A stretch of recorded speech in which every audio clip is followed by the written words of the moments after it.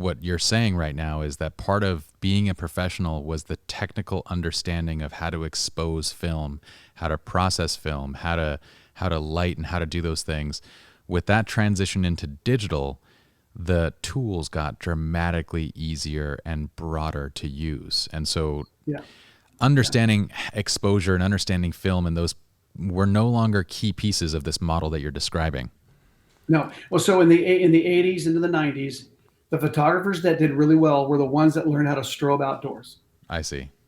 So the photographers all moved out into, strobing, overpowering the sun, and all that was, because strobe gear started to get to where you didn't need a generator anymore. So in Yeah. the old days, you had to have a generator, you had big power, big strobes that, that were bigger than a boat anchor. And then, that slimmed down, made it easier to go in the field. I was like the strobe king outdoors.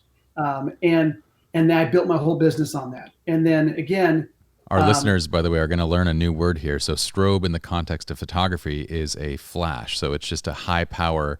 Joel's talking about that to get these, they're lights, to use this light outdoors to be able to be brighter than the sun, to get the correct exposure on a person. This is a very technical area. And, like you said, at one point, you required generators, like gas yes. powered generators, just to light these things up. So, Yeah. So the new technology gave way for a new way of working. So it basically, I always tell my son that if you can do something cheaper, faster, and better than the person that was before you, then you're going to be able to still make a living at what you're doing. Right. yeah, So, so digital came along, did it cheaper, faster, and made it, in a lot of ways better than for film. sure.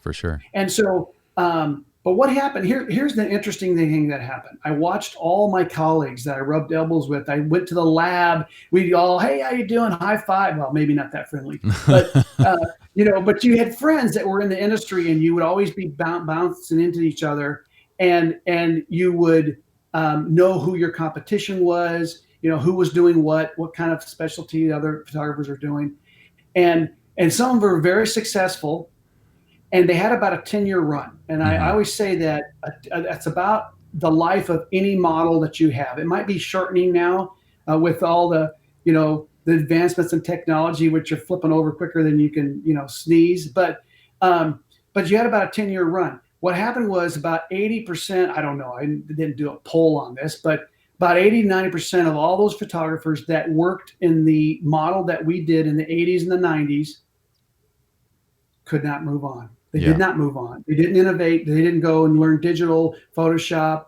all that, and they died. Yeah.